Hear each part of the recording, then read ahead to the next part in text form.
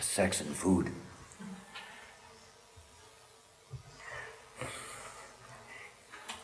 It's the emotional wave that makes people sexy. And if you take away the emotional wave, they're not sexy anymore. You know, the emotional wave has been the great seducer for tens of thousands of years. It's the great seducer. Fuck me, fuck me, fuck me. Here's the wave. Really, the solar plex is very crude at the emotional level. It's all about attracting. I remember our whole genetic program. Our whole genetic program is all about making more in order that the species can survive. It's the only thing the genes care about. It's the only thing they ever care about. They don't care about you. They don't care about whether you got a good sex life or not. All they care about is making more. And because of the genes and their priority, their imperative is to make more, that there are aspects of our nature that are designed to bring that about. We have two things in sexuality. We have availability and drive. We have availability that is in the sacral center. We have drive that is in the emotional system. If you take away the emotional wave, you take away the sexual drive. Anyone here who without any sexual drive would be interested in sex? I mean, really, think about that. You know, if you've never got horny again the rest of your life, you think you'd engage in sex. Well, yeah, well, why not? No.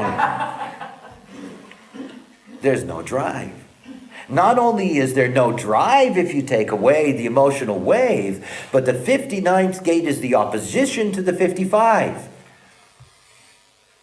And as the opposition to the 55, that is, it is a mirror chemically. It is a mirror chemically. Just as if you look at the hexagrams at either end, you'll see they're a mirror image of each other. That there's going to be transformation through that 59th gate. I'll show you how that works later when you see the stages and how that operates. That 59th gate, the sacral center. The sacral center is about availability. Now the 59th gate is a gate that's about the genetic imperative to reproduce. Now it's going to be changed. And one of the driving forces of that change is the 34th gate that's also there in that lineup. Because that 34th gate, as we well know, says, I'm not available, I'm busy. So I'm not horny, and I'm busy. Now when you put those two things together, you eliminate sex. No joke. You really do. You put those two things together and you eliminate sex. You just do. Now I'm not saying that sex is going to disappear overnight.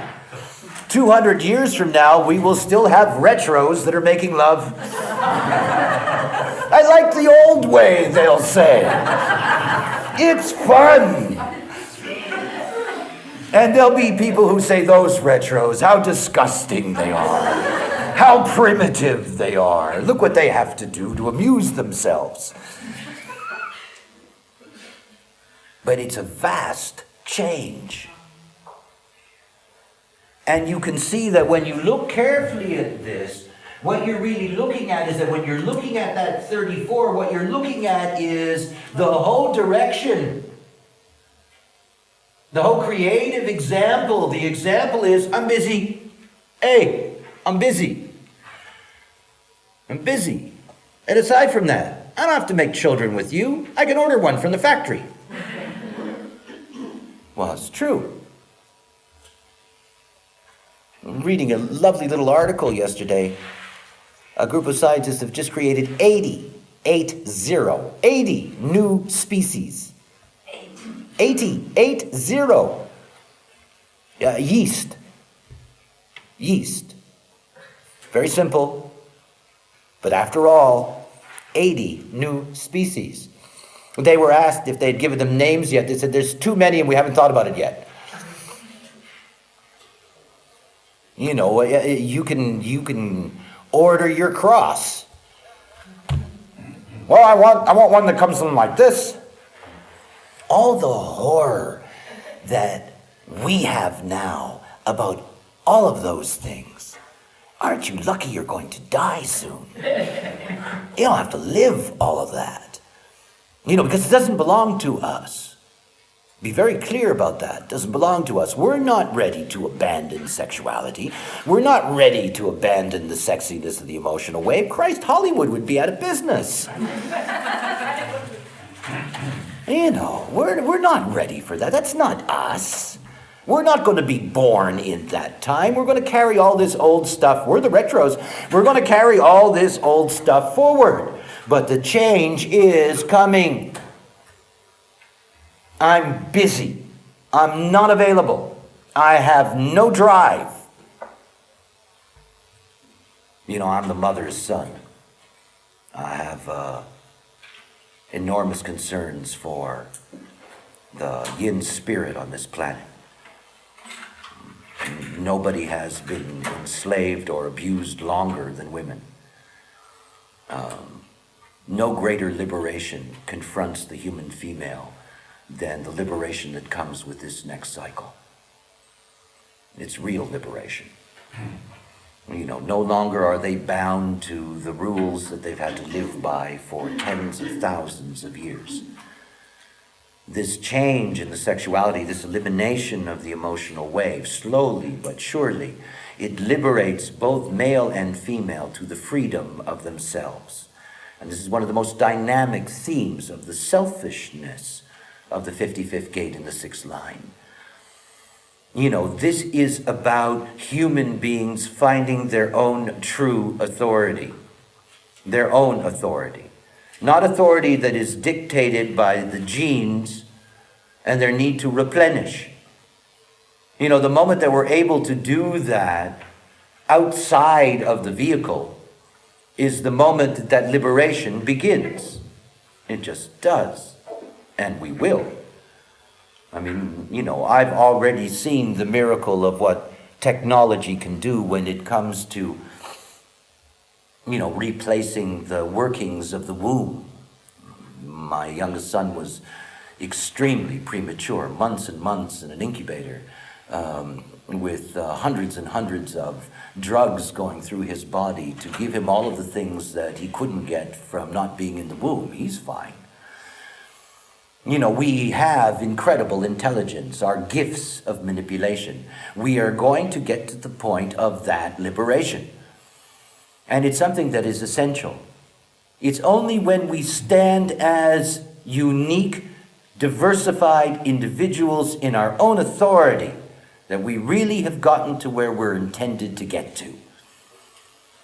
And that you cannot do that if you're burdened by ancient chemistries that don't fit anymore and aren't necessary anymore. Now, by the way, it's not like we all have to come to some kind of intellectual decision about, let's stop doing this. It isn't going to work that way. It's going to happen. It's going to happen because it's the program. It's not going to happen to us. It's going to happen to the children that are born in that time. The children that are going to be defined by the programming energy of that era. They're the ones that are going to be different. They're going to be really different because these aren't going to be the same forces. And you can see how fast, in our age of racing along to make sure we have the answers, how fast we're getting to the point where we're going to be able to create babies any way we want. Anyway, this incredible experiment that took place in Washington State, not Washington State, around Washington, D.C., some university lab, where they took an extinct ox and they gave birth to it out of a cow. Now they're planning to give birth to a panda bear out of a cow.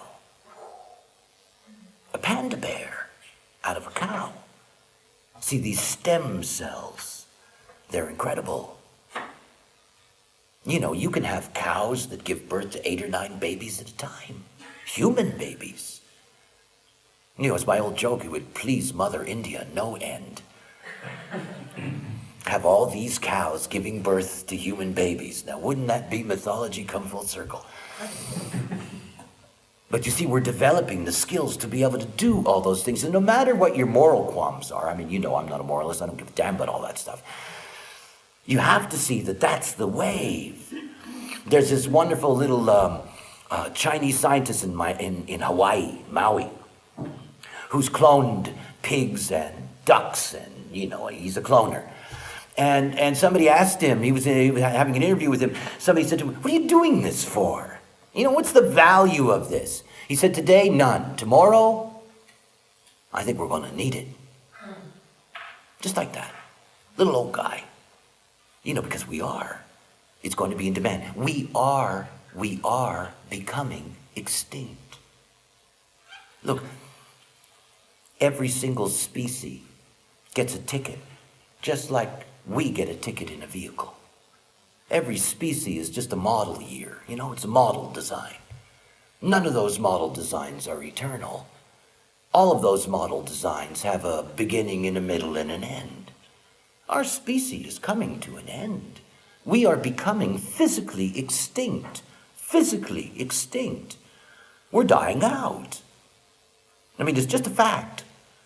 You know, and the reality is that our challenge is that when the forces say to us, you're becoming extinct, we go like this, nah, nah, nah, nah, nah. We're smarter than you. We can become naturally extinct. So what? We can still make more, because we know how. We know the secret of life. We know the secret of life. I don't think anybody still grasps where we're at in terms of our ability to be able to bring new forms into the world. It is an astonishing achievement. It really is incredible. This is our magic. It's the only magic of humanity, are these incredible minds, our ability to organize things, manipulate things, investigate things. The fact that we can actually reproduce ourselves unnaturally is an extraordinary achievement. Show me one species on this planet that ever could defy extinction. Were dinosaurs sending missiles up there to knock away the asteroid? Would have saved this planet from killer monkeys. No, we will. We will do whatever it takes, because that is the vastness of our vanity. We will do whatever it takes to keep on being the top of the food chain. And yes, we're becoming extinct. And that whole extinction is about the fact that our whole sexual drive is breaking down. All of that is going to fall apart. The genetic imperative for that is going to fall apart. In the rave, it won't even be a fact. I mean, it won't even be interesting, considering what they're going to be able to do. You know, sex is, you know, it's nothing. You know, it's just rocks rubbing. So all of this brings a real transition. We're in a stage. Now, it's not like we're going to become extinct overnight, in the sense that our sterility is going to reach such a level that we are unable, you know, to in any way be able to replenish the population. But I guarantee you, and they can check me out later, I guarantee you within a couple of 100 years, we're going to be down to about 20% fertility on the planet. You know, that's practically nothing. You know, the reality is that this is our time to die out, and we will simply not permit it to happen. We won't. It's one of the great jokes. Okay. So, we're going to have a change in our sexuality, and that change in our sexuality is going to be a dominant role. In other words, intimacy is going to become something different. You know, one of the things to understand about the availability of the 59 is that the availability of the 59 is conditioned by the emotional 6. And ultimately, in the mutative transformation that starts in the 55, eventually the 6 is transformed. And it is the 6 that triggers the way the 59 works. And the moment you take away the emotional wave from that, the moment you take away the drive that's there and its relationship to the availability on the other side, what you have is a new kind of intimacy.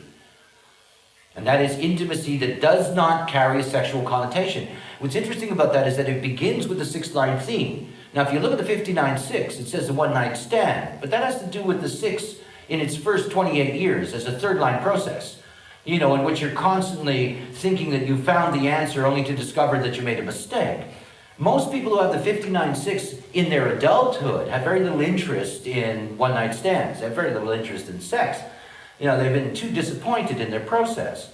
That 59-6 is something that's going to be very, very different. It opens up this new theme of intimacy, but intimacy without it being a sexual imperative. Because it will not be a sexual imperative. The other thing, just to finish off this personality side of it, so-called, is the 20th gate. Obviously, what we're dealing with here is that we're dealing with another definition as a result of opposition. We saw that in our time, where we're dealing with the 4037. When we move into the next cycle, we're dealing with the 2034. Now, my jokes about the 2034 are endless. The 2034 is, I'm busy in the now. Now, I don't know what I'm busy for, and I don't know why I'm being busy, and I'm certainly not being busy for myself, but I am busy. And it's one of the things that, by design, humanity has been endowed with 3 basic functions. And you can see those 3 basic functions through the definitions that are the result of opposition. The 4037 we've already seen. That is the basic need for humanity to come together in reliable bonds and to come together in reliable bargains in order to establish the foundations of community so that in the end, blah, blah, blah, we can nurture our young and bring them up and so forth and so on.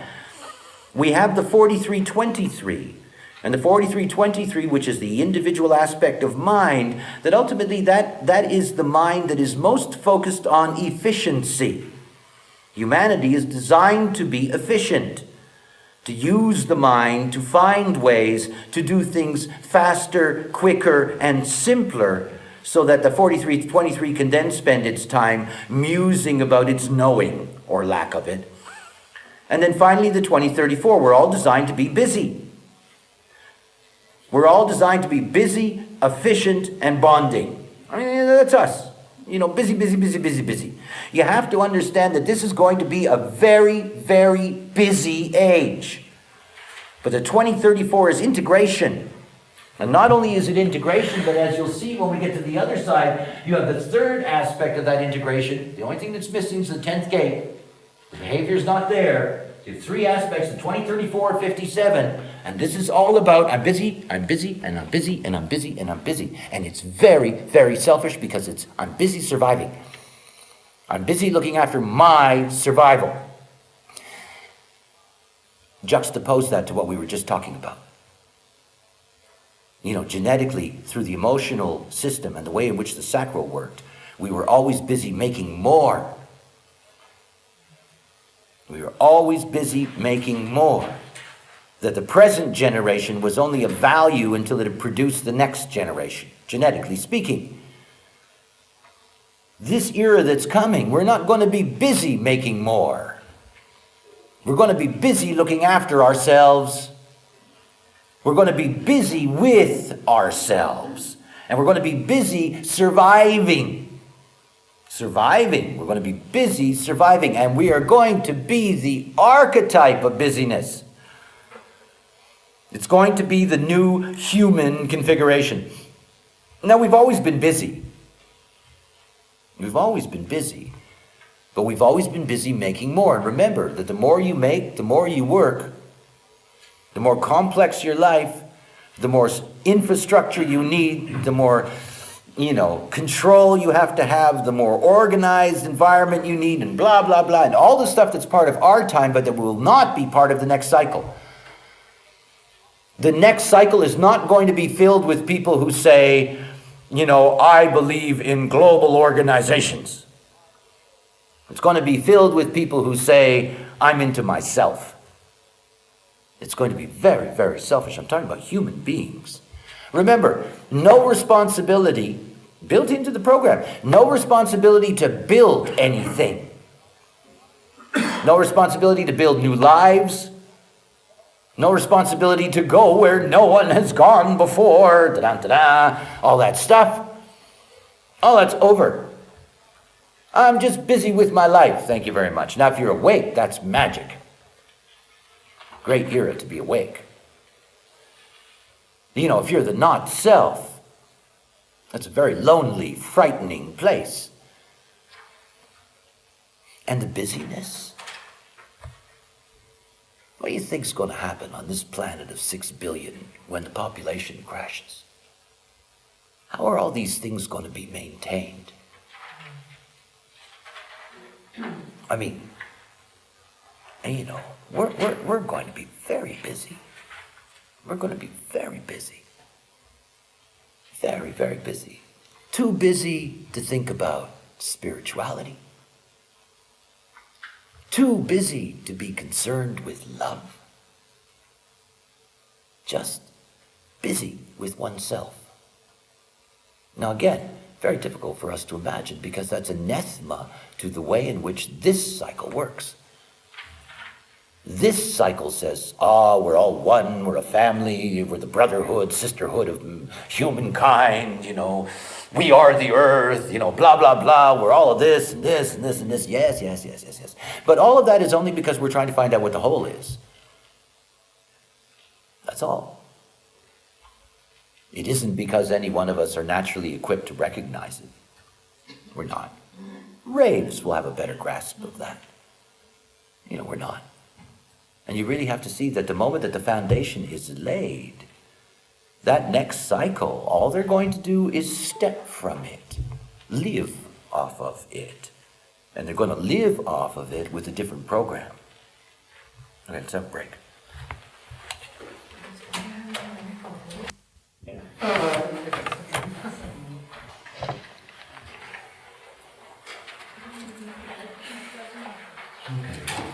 want to take a look at the other side here now and take a look at this configuration. You know, one of the things to notice about this side is the 53 and the 51 to begin with. And it's one of the interesting things to see, first of all, that the relationship of the 51 is to the 25, which is the channel of initiation. So we're entering into an era of initiation. Obviously, we've got a mutative force that's going to be released. We are going to have a mutation in terms of special mutation. We're going to have a new species emerge. The 51 represents the theme of initiation. The 53, as you well know, the 53 is the gate of beginnings. You know, it's all about a new start. And it's all about the freedom that comes with, that literally comes with, a new start. And so we have as underlying forces that we have a deep theme of initiation and a new beginning. And again, it's something to really see. There have been many examples of cultures, high cultures, that have died. That is, the source of the high culture has died. And people continue to live off whatever that culture provided for years. The fall of the Roman Empire, the fall of Mayan Empire. There's so many examples of the collapse of higher cultures in which there was no more growth, there was no more development, but that didn't mean that it wasn't taken advantage of. You know, certain aspects of it, certain foundations of it were continued by following civilizations regardless. And basically one of the things you have to see is that what we're establishing in our time, and again when I say our time, it goes back hundreds of years, what we've established in this cycle is that we're establishing the foundation for the close. You know, I opened up by saying I'm a closer of the round. Well, you would think a closer of the round would show up on the last day, but that's not the way that it works. The round is really closing here. I mean, it's closing here. It's closing in the sense that the foundation of what this has been all about, this is the time to establish it. In other words, our whole process, that whole process that began, 100,000 years ago with the development of our species, this whole process of getting to a point where we exhibit the kind of intelligence that allows us to become creative forces, in other words, allows us to play God, This whole movement of being able to discover all the secrets, to find out the nature of life, all of these things, this is our process. And our process is coming to an end here. This is the other side of Eden. After this, they go back out. This is the place, this is the gathering in the garden where the whole family gathers together and all the secrets are revealed. It's not about anymore that it's quote unquote Adam and Eve. You got the whole planet that's participating. At least the whole planet has the opportunity to participate in this place in the garden in which everything is revealed. Here's the story. Here's how it works. This is the whole movie. This is what it's all about. Here it is. But when you step over to the next line, again, it's not of interest to them, other than being able to take advantage of anything that's there. They're going to be too busy. They're going to be too busy to want to get involved in anything new. They're just going to be busy living.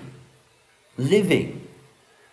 The theme of the garden as mythology was that you get sent out.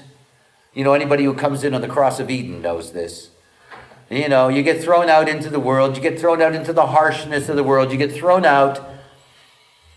And the point to see is that this is not a matter anymore that you're throwing anybody out. You get to this point and everything is laid out, and then there's nothing to do. When there's nothing to do, everybody's going to be busy. Isn't that wonderful? There's nothing to do. Listen, when you're busy, you don't think very much. This is not going to be a thinking era. After all, one of the truths of our time is the recognition that mind is useless when it comes to decision making. If you have children, large swaths of the young population who are able to grasp and receive human design when they're young, their perspective on life and their perspective on the mind is going to be totally different. They're not going to be mind-fucked. They're not going to be people who rely on the mind to guide them. Because it's been our role to develop our intellectual and our awareness intelligence for so long, that is our assumption that that's what it's all about. We've needed this kind of exploratory intelligence in order to be able to find the foundation for all the knowledge. And this has been part of our process. But my retirement, I will not think about human design. Why should I? I'm awake. What the fuck do I need to worry about human design? You're only going to be interested in human design if you're the not self, trying to figure out how to be the self, or you're somebody who by their karma, their geometry, whatever, ends up being helpful or a servant or a distributor or a bringer of this knowledge to others. But the reality is that if you really are living out your nature, all of this doesn't matter anymore. It doesn't. Just live out your nature. I'm more interested in people living out their design than people studying human design. Because I'm very aware of the fact that after 2027, the study of human design isn't the point. Living your design will be. Will be. And it's one of the most important things to grasp about the difference between our era and the way we explore this knowledge. There's never been anything like this knowledge. Ever, ever, ever, ever, ever. We have never had such a gift. Never had such a gift. And yet we're stuck with this cycle's way of exploring things. It's this deep, deep mental exploration. Now, on one side, there's the great positive that we get to express all of this and we get to solidify the foundation through our gift of intellectual exploration. But the other side of it is that it takes us away from the essence of what this is, which is just a simple tool to awaken. A simple tool that allows you to be yourself. And that is the most difficult tool to be able to work through with adults. And it's nothing to do it with children. Finally at this point in my career, beginning in April, once a year I'm going to do special trainings just for kids. And I can teach them in 2 days what's taken me 10 years to teach adults. In 2 days. That's what I'm looking forward to. Now, there's a classroom where I can be amused. And they're not heavy like you are. They're not serious like you are. They want to have fun. They want to enjoy themselves. They want to have a good life, So easy to give them the truth. So easy. Don't have the same resistance. Don't have the same conditioning. Don't have the same blocks. It's so much easier. And the truth is something that's contagious. And when you learn the truth when you're young, what an advantage that is in life. Enormous advantage. Again, that's this window closing. This is our time, yes, foundation, but please understand, it's not about, people have always said to me, we got to have a human design university. Yeah. After 2027, trying to find people who are going to enroll. It's just there. You see, look, either this works mechanically now, between now and 2027, we either prove, and it has been, at least scientifically, in the sense of what type is, and experientially through now tens of thousands of people who've experienced human design, that the reality is that by 2027, we get to a point that everybody understands that this is a mechanical truth, and that children should simply learn this when they're little.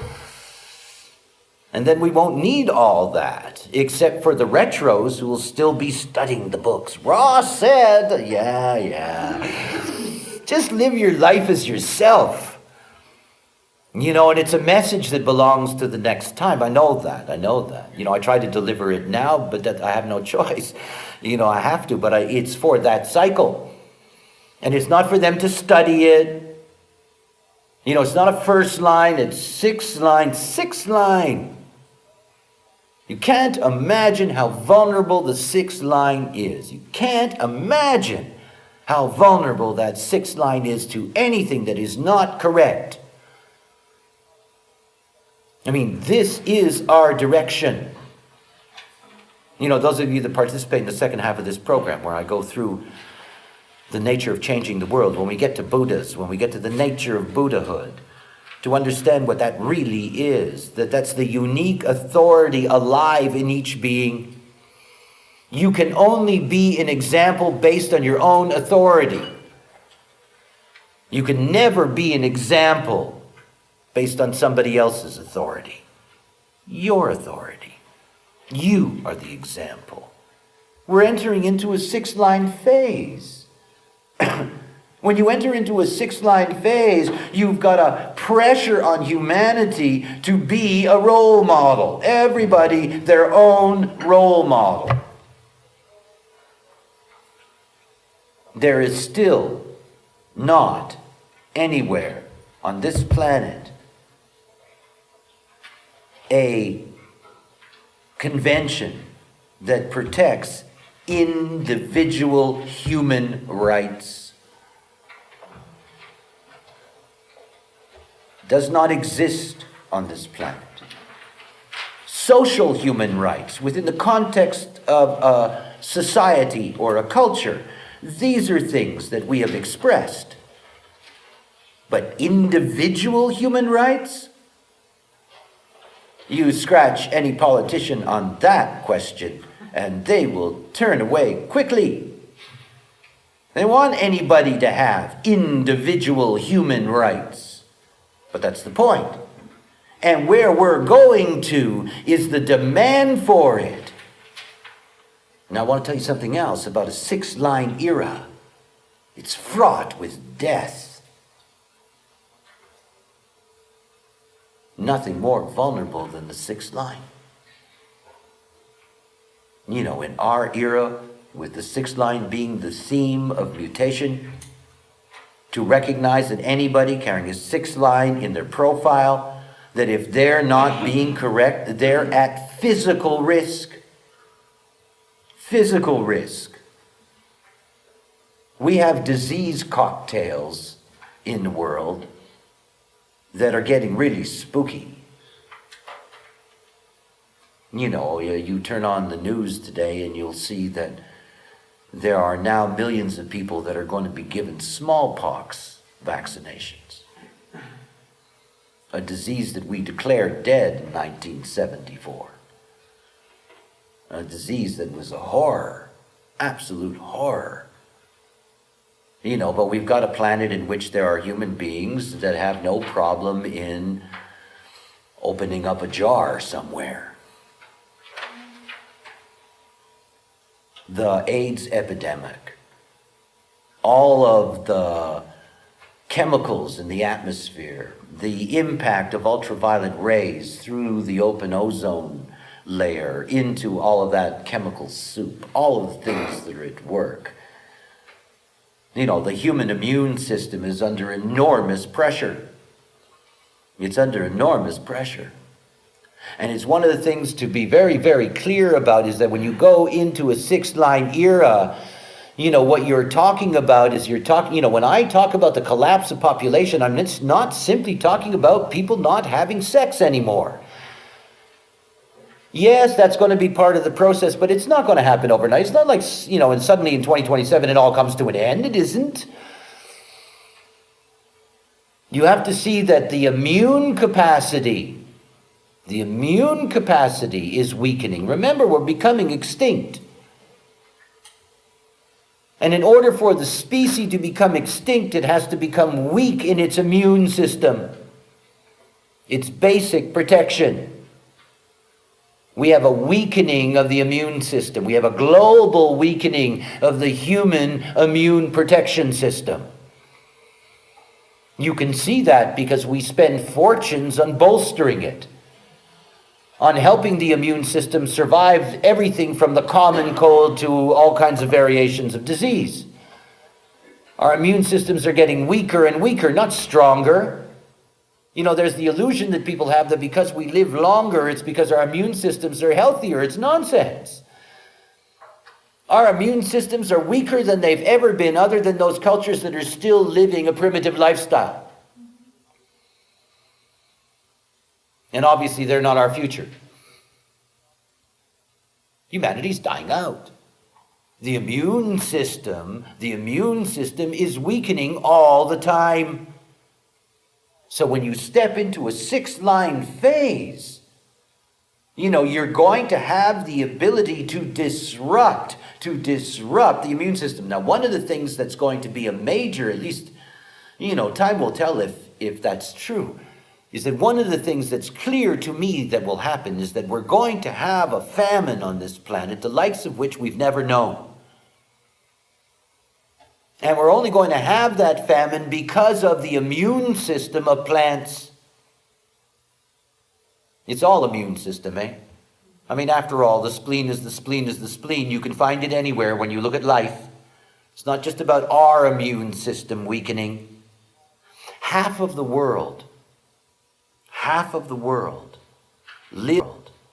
lives on a variety of maize that is simply one example cloned infinitely.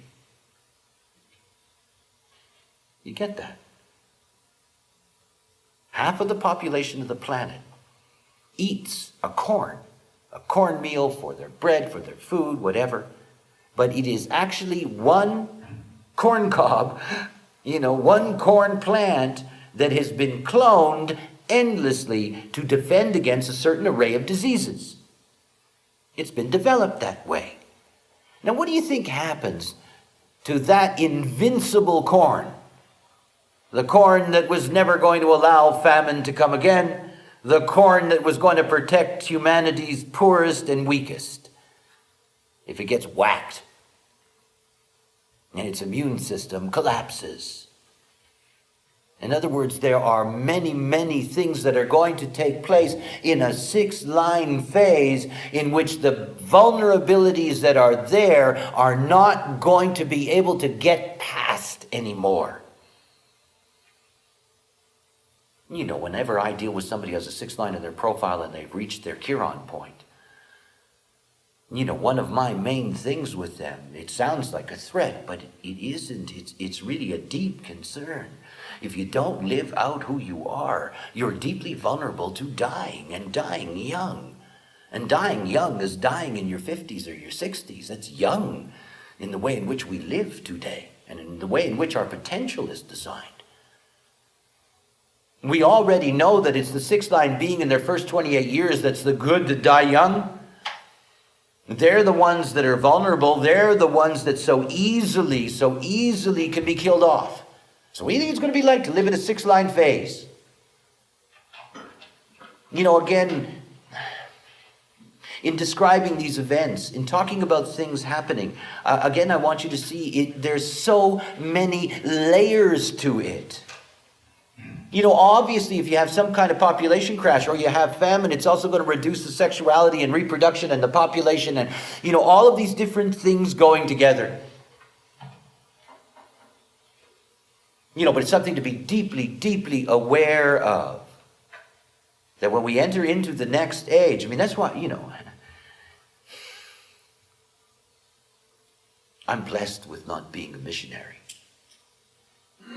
Because I would be running around 24 hours a day, screaming at the top of my lungs to people. The ships are coming in, folks. It's time. You've got to get it. And if you don't get it, you're going to be incredibly vulnerable. And if you don't get it and you don't give it to your children, this is the ultimate crime of ignorance. Because they're just not going to be equipped. It is about us being able to exist correctly as ourselves, regardless of the environment. Children who enter into that phase as themselves, regardless of what their programming is, they'll be fine. They will be themselves. To be awake in this life is to have a cosmic umbrella. Doesn't matter what the weather is. Doesn't make any difference. I don't care where the transits are. Doesn't matter to me that this is there and that's there. It did once. It's how I learned. It's how I learned to see that this was all real. It's how I learned to see that I could be changed by this or that or the other thing. That I could be conditioned by this or that or the other thing. But I live out who I am. It doesn't matter where the planets are.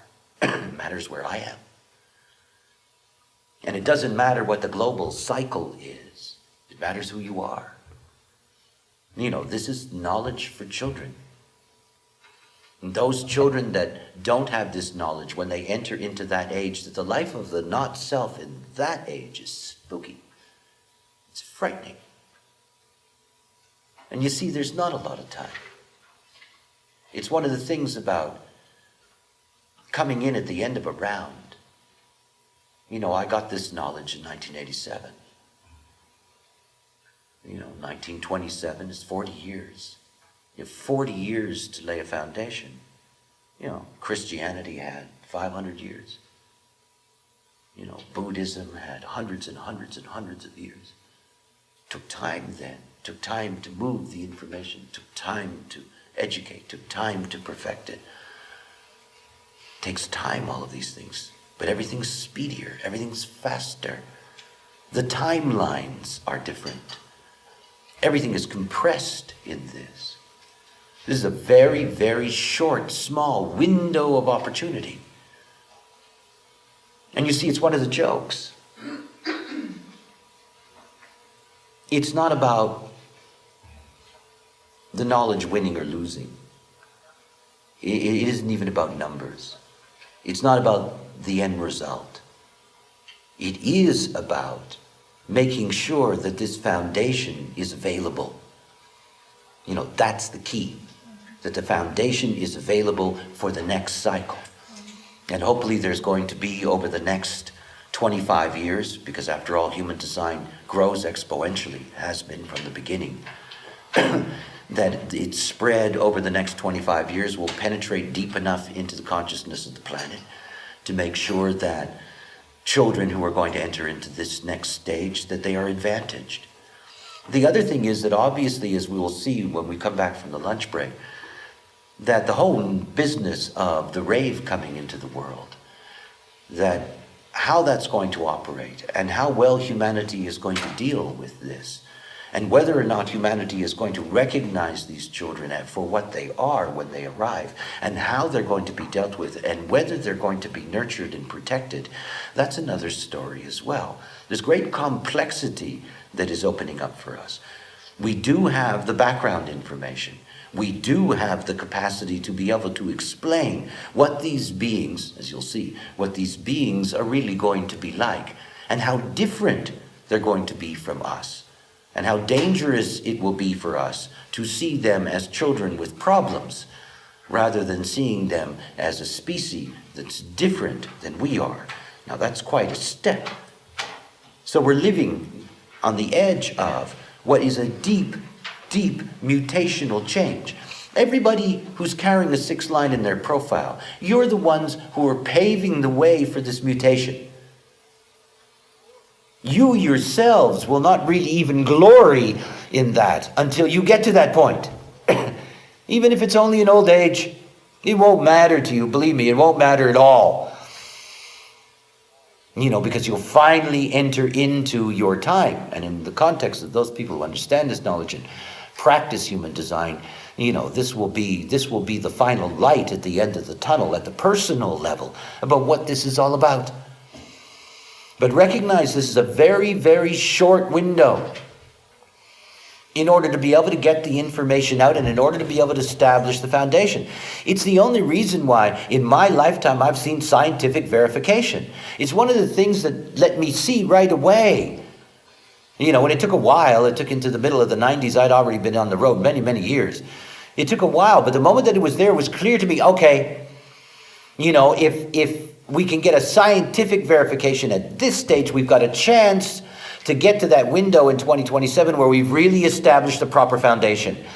So we have enough evidence, that we have enough practice, that we have enough experiential and experimental background, that this is something that's natural to provide our children. Natural to provide our children, because they're going to need it.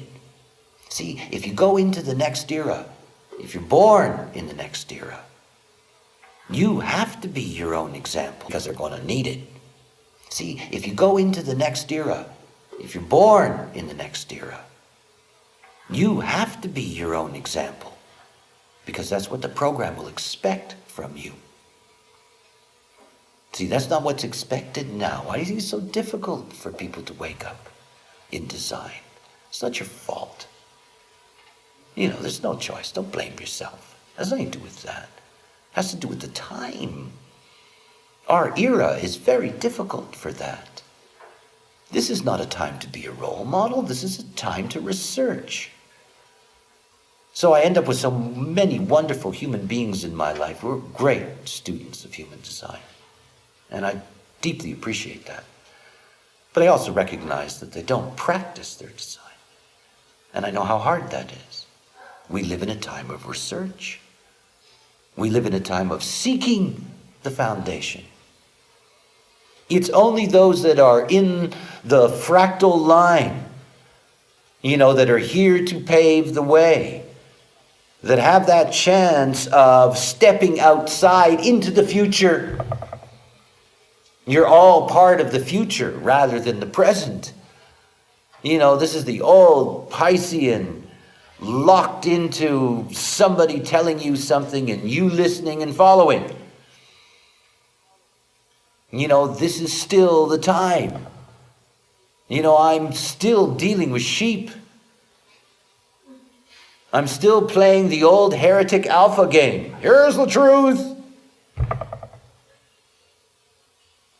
The only difference with human design is that everything about human design is that there's no verification unless you do it yourself. And only then do you see the legitimacy of the nature of the knowledge. Only then do you see the legitimacy of the mechanics of what this is. And that's a way of guiding you towards your own authority and guiding you to a point where you can be an example. Not an example for others. Please recognize that. Everybody thinks it's about being an example for somebody else. Fuck them. It's about being your example. You understand the difference? We are unique. We are differentiated. The example that is expected is the example of your difference. That's what's expected. The example of your difference, not that you're setting an example for somebody else. That was the old 6-line theme. Do as I do, not as I say. Or do as I say and not as I do, pardon me. They both sound good. That was the old 6-line game. Let me be your example. Let me tell you what the right example is. Follow my example. It's not about that. The real 6-line is, do you notice my difference? I'm different than you. Do you notice that? Do you notice that we're not alike? Isn't that nice? And who are you? And how are you different than me? What's your difference? I don't see that on you. You seem to be like everybody else. What's your problem? I'm different. Can't you see that? You're not different. You're just in the soup. That's the example. Oh, you see, look, what are you going to know about love unless you can be different? I mean, what can you possibly know? You certainly can't know spiritual love. I mean, that's really a joke. Dear God, bring me somebody who will help me. I mean, that's a problem in and of itself. The moment that you recognize that you are correct, that you have all the equipment to be correct, and the moment that you live out what is your difference, one of the classic problems of Maya dissolves. It's called comparison. We are all conditioned by comparison. All of us. Day one, out of the womb, here comes the comparison. He doesn't look like Johnny. He smells different. Look at those feet. Where did they come from? Why can't you be like your brother, your sister, your mother, your uncle, your dog? Why can't you be like me? You should look different. Why don't you change your hair, change your face, change your body? The old Tom Waits, never mind, I won't do it. It's all comparison. And of course, that comparison is only a hook when you assume that you're not what you want to be. When you assume that, you're supposed to be something that you're not. Well, I'm going to be the way my mother wants me to be.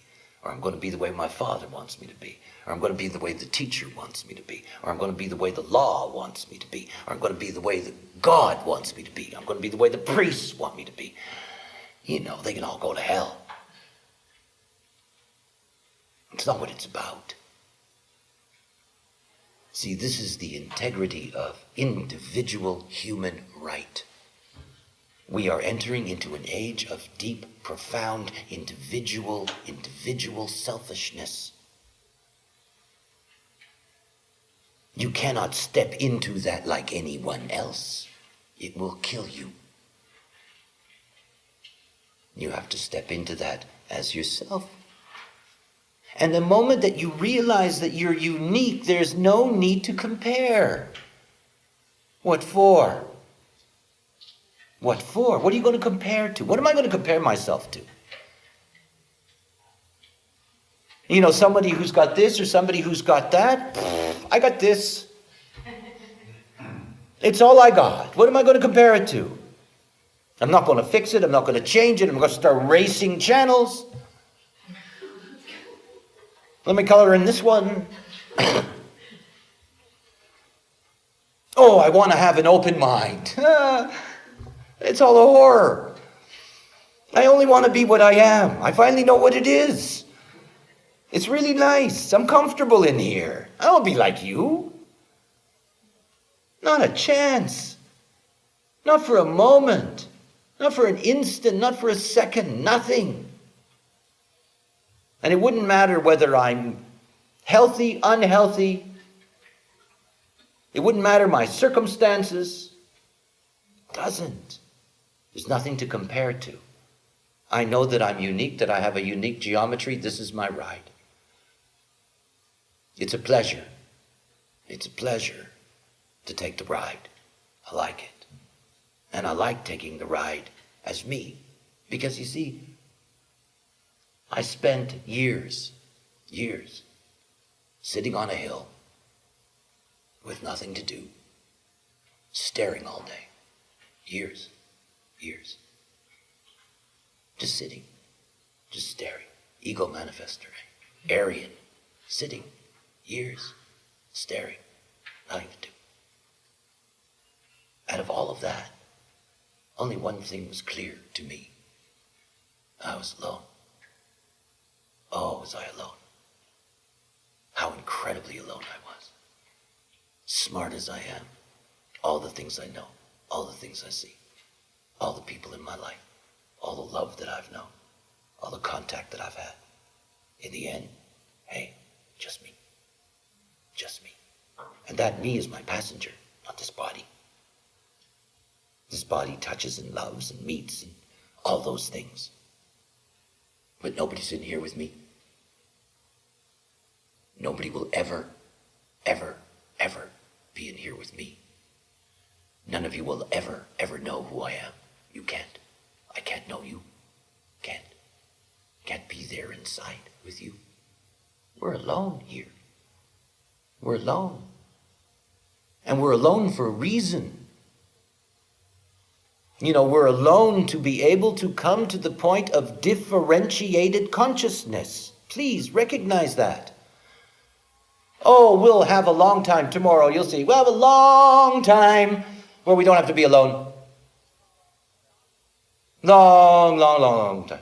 Now, this whole process in these packages, nothing but aloneness. And oh, the pain of aloneness if you think you have to belong to something else, or be like something else, or need someone else. It's not about lonely. It's about being alone. I am alone in my uniqueness. We are all alone in our uniqueness. And it is our magic to get to a point where we can express that. You find me interesting because I'm unique. I'm not a sheep. But I know that's true of all of you. You just wait to see it. At least I wait to see it. To meet uniqueness. To meet the differentiation. You can't imagine how great a task that is. They've just mapped the mouse genome. Very important for us. We've already mapped the human genome. Now we've mapped the mice genome. And if you look at the tens of thousands of genes that humans and mice have, we only have 300 that are different. We only have 300 that are different. And huge amounts of genetic information.